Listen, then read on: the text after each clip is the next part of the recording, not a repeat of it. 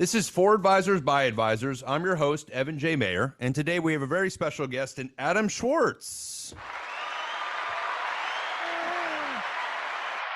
you doing, Adam? Fantastic, sir. Thank you. Excellent. So Adam is a formal financial advisor, was a financial advisor for over 20 years, and now he is director of Philanthropy for the American Cancer Society. Correct. So welcome. Thank you. Yeah. So Adam, I've known for a very long time. He was been in the business since I think you got licensed in 1998. Yes, sir. Was when you got licensed. And then you actually you hopped around a few different spots and you ended up in Bank Atlantic where you worked for a few years. And then that got bought by Truist. And then you ended up in Chase for about 8 years before retiring in 2021. And not maybe, we won't call it a retiring. It was a break in life. A break in life situation. So yeah, so I met Adam at an interesting time because I was in the bank channel. I grew up in the bank channel. I was 25 years old when I started in the bank channel. And you came in kind of some bank experience, but like only I think a year prior, like when Washington Mutual. And I had been, said it was 19.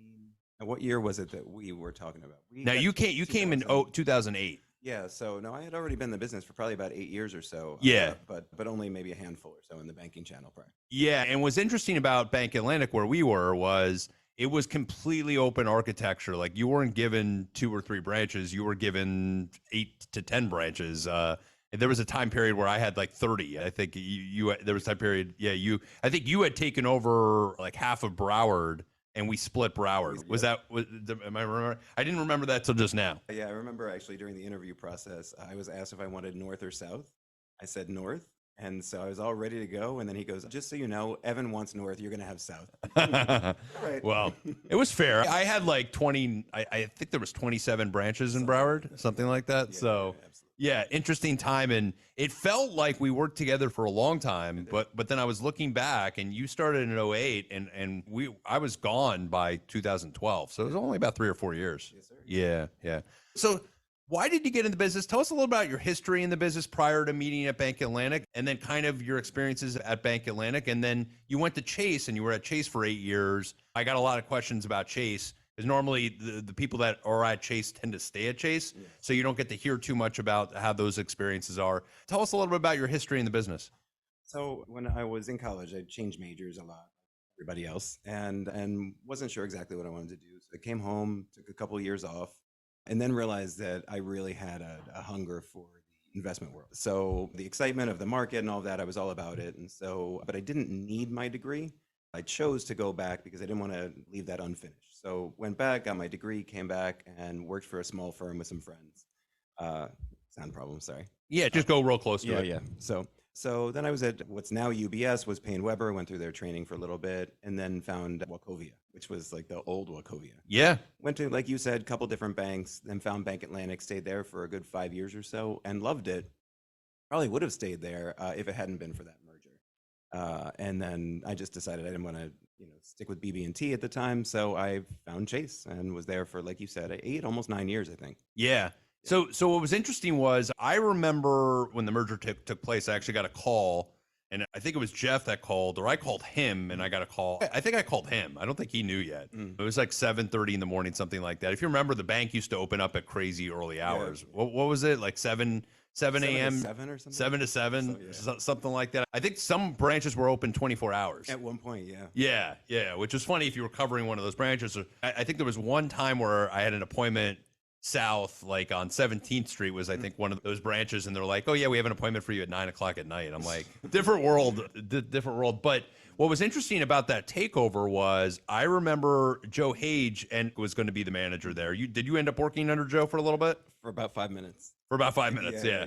So I was even less because he said, like, look, if you want to work with people that have at least 250,000 or more in assets, you probably shouldn't stay, is basically what he said in more or less words, which is smart because you don't go into the business with the idea that I only want to work with people that are very poor. Agreed. Even though you want to help people out, it's at the end of the day, profitability wise, that's a little tough.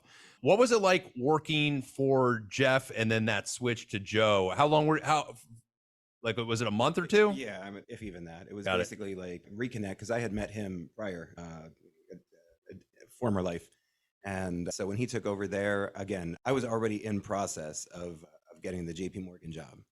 Oh, you And were? yeah. So when we went up to training, I was just waiting for my answer. And while I was up there, I got my yes. So I finished training, I came back and I gave my notice. And then you gave your notice. Yeah, Bring so this real close. yeah, I'm Real sorry. close. Yeah. Just because it's coming in and out, and I No, don't want of it course. to affect the audio. Yep. So it was quick. So it was Yeah. very short lived. Yeah. Now, Chase is interesting. And the reason it's interesting to me was there was a chance I almost went to Chase. Mhm. So at the time, there was another advisor at Bank Atlantic that I left with, and we went shopping to different firms, and we ended up at SunTrust. Yeah. But prior to joining SunTrust, Chase was after us, and Chase had this new program. And so you must have been, I think we moved in March of 2012. Mhm. You must have been April of 2012, or You're testing my memory. I'm Yeah. an old guy now. Yeah. But probably around there. Yes. yeah. And the deal there was you got a good salary. It was like Mhm. a good starting salary for the first few years. Yeah. But then the reason that kind of I didn't end up going with it was it felt like I was going to be doing a lot of proprietary investment allocations, and that wasn't I guess my goal at the time. My goal at the time was to grow a fee-based practice, and I felt like if I was only doing proprietary, God forbid I ever left, it would be a disaster. Yeah, you can't transfer. You can't, or it's hard, I'm guessing. Right. Yeah. So tell me a little bit about like why you chose Chase, and then what your history was like there, because that I'm very interested in. Yeah, I mean, it's a great organization, obviously. I mean, and for me, one of the major things if I was going to be offering investment vehicles is to offer something that was familiar to people. Mm-hmm. Because obviously there's a bunch of different reasons why people would say no, right? Mhm. So name recognition is one thing that kind of helps you get your foot in the door. Yep. So I like that all about it. I like the history of the company, the strength, all that good stuff. Especially after everything that had gone in the market, a company that size behind you made people feel more at ease after the '08 stuff and all that, whatever. Yeah. So that was that. But you're right, they were offering a nice salary and it was a guarantee. And I was newly married at the time, and it just seemed like a smart, stable, safe move to make. So Yeah. that's how that started. And so the one thing about I think what Jamie Dimon's done a great job of there is making everything in house and making it very easy to get comfortable there. Mhm. So did you feel like during that 8 years, did you feel pretty comfortable? Yeah, truth is that if I didn't go through the life stuff that I did that ended up making me kind of leave the business, I would never have left there. Because you're right. I mean, the infrastructure, the stability, the name, all of it, I would have had no reason to ever leave. And so, yeah, I would have stayed there for the rest of my career for sure. And when you were sitting there with clients, and was there ever a time that clients went to you and said, like, this is the JP Morgan stuff? Do you offer anything outside of that? Did you used to get that? Yeah, so they do definitely say encourage you to use proprietary kind of product and that Yeah. kind of stuff. But they had a good enough array that you could kind of stick within it. Yeah, I mean, there were absolutely people that were like you said, I'm sitting in JP Morgan, you're offering me JP Morgan, like that's cute. What else do you have? Yeah. And we had other options, whatever, whether it was funds or annuities or other products, whatever, that weren't JP Morgan. But especially because in this industry, I mean, people, including or companies, I should say, including JP Morgan, had issues with it, legal issues for pushing too much proprietary. And what I have learned in the last few years is that there is a private wealth division of that does give financial advisors a little bit more freedom and flexibility. Is that very separate from the Chase Bank side? Do they let you guys kind of intermingle? Do you know about each other, or is that very separate? It's almost a competitive thing, because if somebody comes and sits in front of you and you're allowed to handle up to whatever that number was, 10 million or whatever, and somebody's got 20 million, the last thing that you want to do is go hand it off to somebody else. Yeah. It's almost insulting. Yeah. So there wasn't a lot of commingling, so to speak, with that. It was almost a little more competitive. But anytime that ever happened, I just fight for it, because I mean, if I make the connection and I've got the relationship, then that client's sticking with me. So tell me a little bit about the elephant in the room. You said you went through some life-changing things. Yeah. What made you leave the business? When did you decide, like, I'm done? Yeah. So in about a 2.5 year period, I lost my mom, I lost my dad, I got divorced, and then 1 month after that, COVID started. So it was enough to already be going through all of that. But now I'm at home. My kids can't go to school. We can't leave the house without masks, whatever.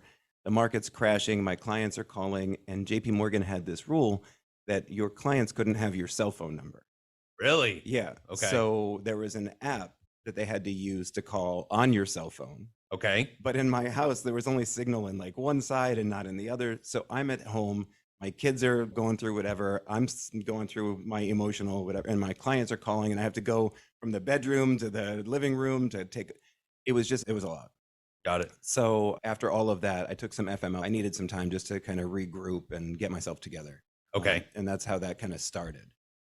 And you had mentioned like it's impossible to take your book. I'm going to guess it's not impossible, but like what do they make you sign there that's maybe different? Is it just non-solicit stuff or? And I mean, and just like I do, I mean, there's kind of ways that you can get through that and whatever. I mean, obviously you're not going to, there was a guy that sent a letter and an ACAT form and like everything from his new firm to the other people using JP Morgan's FedEx account. Wow. Not very bright. Yeah, not bright. No. So if they have your phone number and they call and this and that. Yeah. So, I mean, it's doable, but in terms of product, yeah, I mean, unless they can be broken down and sold piece by piece, it becomes a little complicated. So. Yeah, moving those accounts over, you're in proprietary funds, and some of those funds cannot be ACAT. Exactly.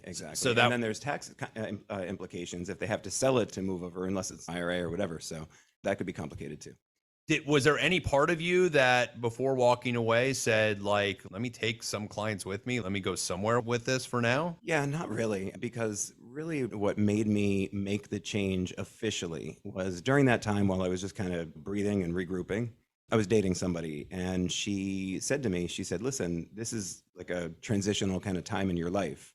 She said, you're great at what you do. You've been doing it a long time. You can make money and be successful and be proud of what you do, but I don't think it's your calling. Mm-hmm. She said, take this time and figure out what your real purpose is, and then maybe look to make a change. So as I was sort of going through that process, no part of me thought staying or going back.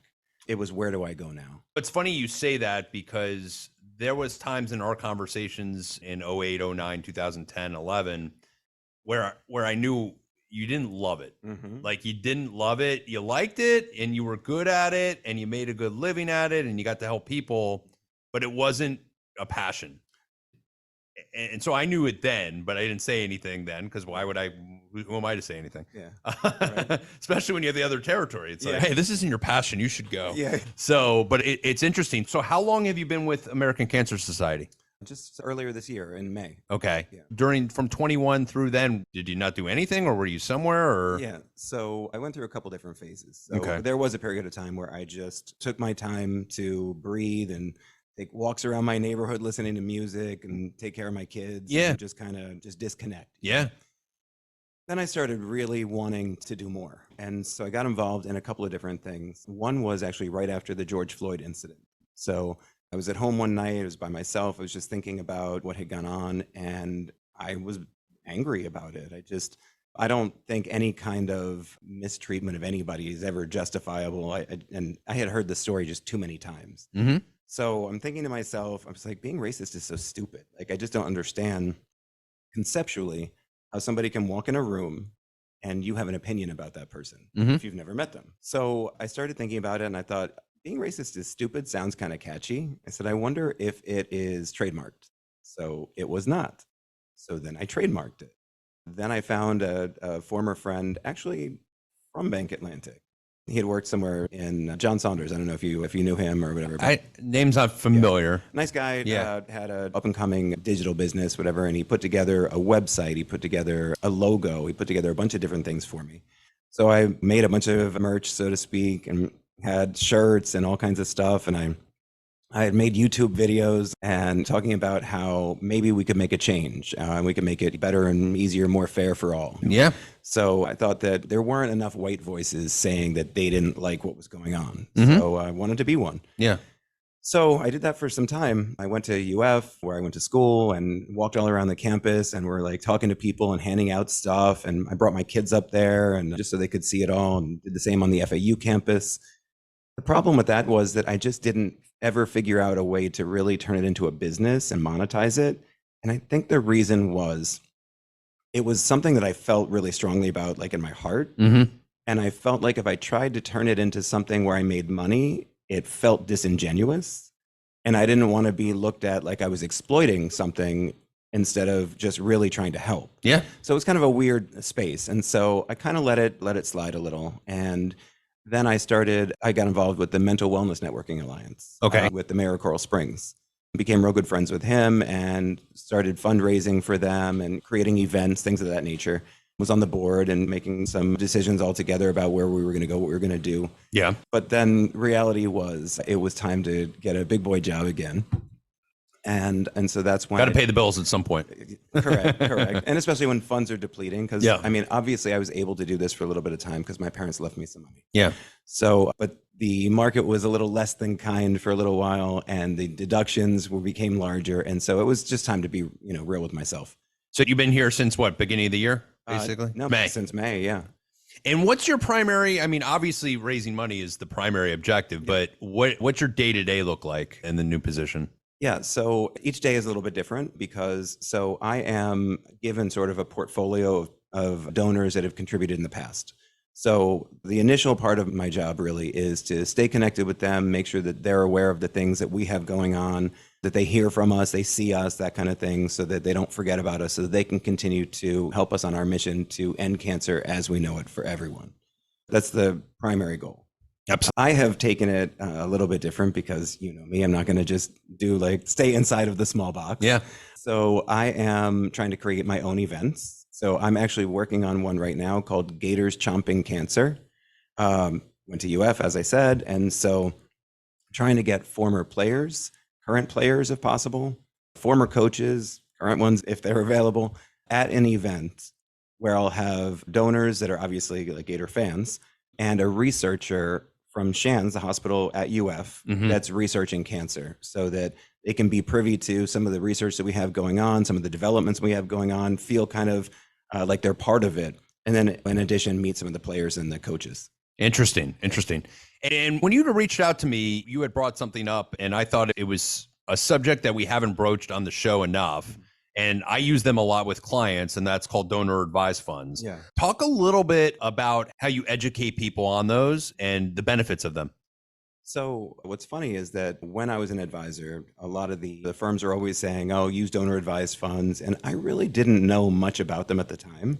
And not until I got to the American Cancer Society did I really know more. So really, I mean, my role is to educate advisors or even like foundations and things of that nature about some of the things that we have going on, so that they'll choose the American Cancer Society to allocate some of those funds that are in there. Yeah. And so I've made some connections with community foundations, sitting here with you, just trying to connect with people on their donor advised funds, but then also their end of year donations, because as I'm sure a lot of your clients, like this time of year, they start looking for opportunities to invest in a mission of some sort that they care for. Yeah, for sure. And for advisors out there, just digging in a little bit on donor advised funds, two things. They provide an alleyway for a whole bunch of things. One, you do get a deduction, which is always nice. You get a tax deduction by adding.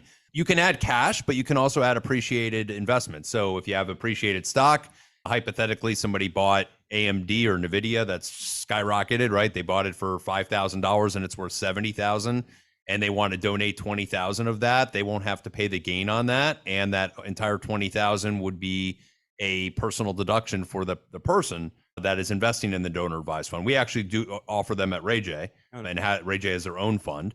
And the nice thing is that you can invest that money aggressively or conservatively as you see fit. And then whenever you're ready that you want to donate to a charity, so for instance, you meet Adam and you go, I want to be on this mission to fight cancer. You can go and say, all right, well, I want to donate 10,000 tomorrow using my donor advised fund money to do so. And so it gives you a lot of flexibility to be able to invest in things that you care about, but at the same time, get a great tax deduction. And like I said, appreciated stock, or you can even use appreciated mutual funds, things like that, to not pay those taxes, reduce your exposure, still donate and do something great for charity, but not have to just donate it to one charity at one time. Even though we want it all to go to the American Cancer Society, we can piecemeal that out a little bit. Yeah. And I mean, it really is a win-win, because you're right. I mean, you get a tax deduction, but you also really get to feel good about helping a good cause. And as you said, yes, it would be a delight for all the dollars to go to American Cancer Society. But I'm very aware that there's a lot of really good organizations out there doing great work. When I was trying to decide what I was going to do, I was going to be one of three things. Cancer was one, because that's what I lost my mom to. Alzheimer's was the other, because that's what I lost my dad to.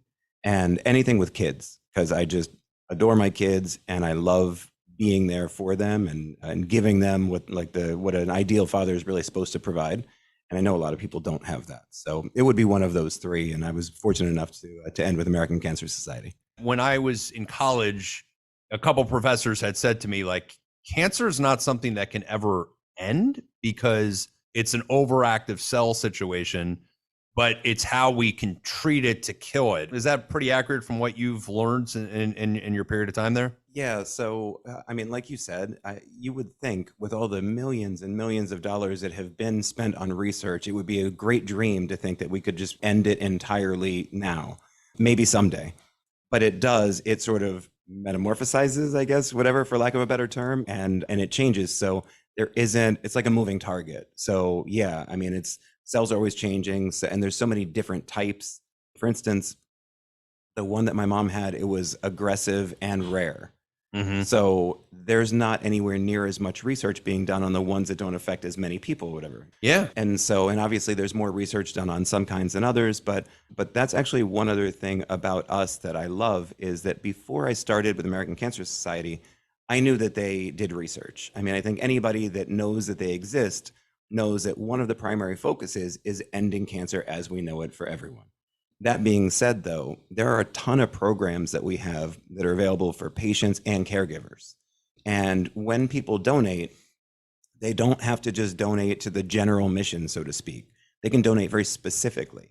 So my mom passed from ovarian cancer. If I wanted my donated dollars to go to researching ovarian cancer, I can specifically restrict it to go to that. Oh, so like in my donation, if I use my donor advised fund, I could go in there and say, I want it for the American Cancer Society, but I can notate that I want this for ovarian cancer, and that money will specifically be used for that. Absolutely. And in addition, it could be for services. So we have something that I love. Like I love telling the story. It's called Pause, and it's pets assisting with something that starts with an S. And basically they get these dogs, they train them, they bring them to hospitals for children that are being treated with cancer.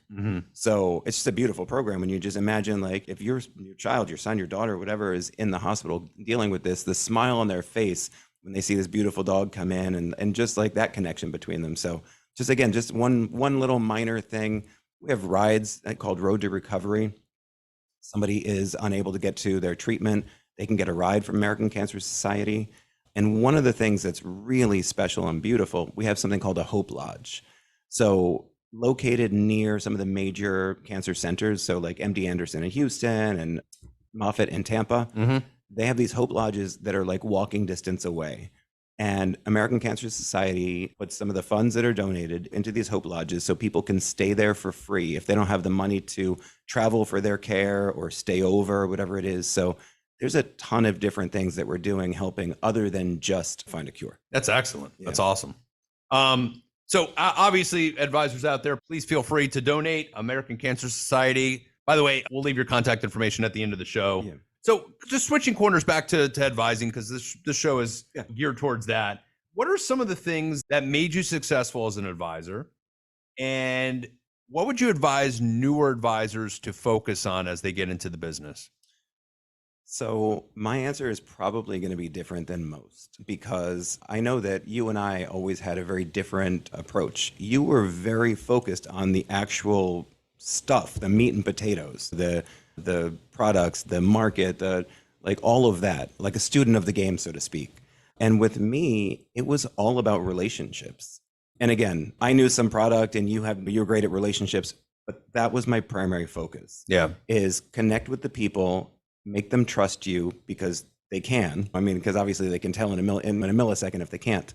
But just be genuine, connect with people. And I think that's why I was able to get the position I am in now without any real prior experience, because it's all the same. You're connecting with people, developing relationships and trust, and getting people to decide that whatever it is you're proposing or suggesting makes sense for them. So that's what I would do more than anything, is listen to what everyone's telling you. Take notes. I had a client once, it was funny. He came to me, and the only reason I got the account is he had I don't remember the exact number. Let's say it was $1.3 million total in his account. Like $1.1 million was Apple stock. And like everybody he had ever gone to said he was stupid, he should sell it and get out. And he told me that. So when I sat with him for the first time, I said, listen, you know that you're allocated, like it's obscene, the percentage, and it's just not a normal situation that you would consider that healthy. Yeah. But I hear you and it's your money. So we do whatever you want and let's talk about the other money. So I got that account and we're friends to this day. And that was 10 years ago or more. And meanwhile, he's tripled or quadrupled his money. His Apple stock. Has he trimmed that down at all? No. Well, I mean, there's been splits. Yeah. And so he'll sell off 500 here, 1,000 there, like just, but no, he's a believer and it's worked out for him and good for him. I mean, yeah, there may be a day it doesn't, but the reality is I listened to him. Yep. And I recognize that it is ultimately his decision. And sometimes even if they go against what it is that you think, like at least establish the relationship. And then once they trust you more, maybe they do make a change of some sort. But initially, always listen to everything they're saying. Yeah. So advice to newer advisors out there, build the relationship, get to know the client. Feel free to say yes until there's a right time to say no. Right, for sure. Yeah. Because I mean, if a client calls you and they come up with some terrible idea and what's not going to go well for them, yeah, of course you're going to tell them no. But ultimately, if somebody worked their whole life for that money and they have really strong convictions about what it is and what to do with it, it is their money. And you're probably not going to get them to change their mind, especially when you just meet them. Right, exactly. So work on them. Take some time. Yep. The business. We were talking about going back into the business. Yeah. Right. And it tickles you every once in a while. And obviously it's been years. Do you see there's any chance 3 years, 5 years from now, you go, you know what? I got my licenses. I got to reinstate them. Let's go. I would say that the probability of that is slightly greater than me remarrying my ex-wife. So probably not. Yeah, probably not. Yeah. It's still greater. Yeah. But it's very small. Yeah. As I was sharing with you, I just got the notification that I could continue my license if I wanted to, but the window is really short. It's by year end. Yeah. But I just don't think that I will because, Yeah. like you said, when you and I knew each other back in those days, Yep. you saw that I wasn't like starving for it. It was just something that You were good at it was my career. Yeah. I did a good job, made money. It was cool. Wasn't your calling. Right. And Yeah. so for me to go back to it, or the only reason that I didn't make changes earlier is how far back I would have gone income-wise. You can't go from doing something for 10, 15, 20 years and getting to the point that you're at and then start fresh and get even close. Yeah. So now I don't have that fear. Yeah. And so that would be the only reason is if I needed to for money reasons, but I just don't see that ever being the case. So. And that's good advice for advisors out there maybe that don't feel that love. Like it's okay to walk away. There is something else out there for you. You just might take a little bit to find it, but once you find it, you're going to be a lot happier. No, for sure. But dollars and cents don't lie. And so if you're making $100 a year, I'll use stupid numbers, and your cost of living is 99 and a half, you can't make a change and suddenly make $50 a year. So Yeah. be smart, be reasonable, but also be true to yourself. 100%. Adam, if anybody wants to get a hold of you, how do they reach you? Okay, so yes, please send donation dollars to the American Cancer Society, but contact me first if that's okay. So my email is my name, basically, Adam, A-D-A-M, Adam.Schwartz, S-C-H-W-A-R-T-Z, Adam.Schwartz@cancer.org. Easy enough. And my phone number, 561-212-5962. So connect with me because not only obviously would that help everybody, but I like to meet our donors in person. I mean, my job is to raise funds, but my passion is to make connection. And we have a lot of people local in Florida, but we have people outside of Florida that listen. They can still contact you? Absolutely, yeah. So I'm assigned a territory, if you will, which is where I'm supposed to be out and about. But if you're in California, Kansas, Africa, you can send me your information, make a donation, and I can help you with it. And we can help end cancer as we know it forever. Excellent. Adam, thank you so much. Pleasure to see you again. And I'm very happy for you. Thanks so much. It was great to see you. Absolutely. Hope everybody enjoys today's show. Of course, like, subscribe, and we will see you on the next one. Thanks so much.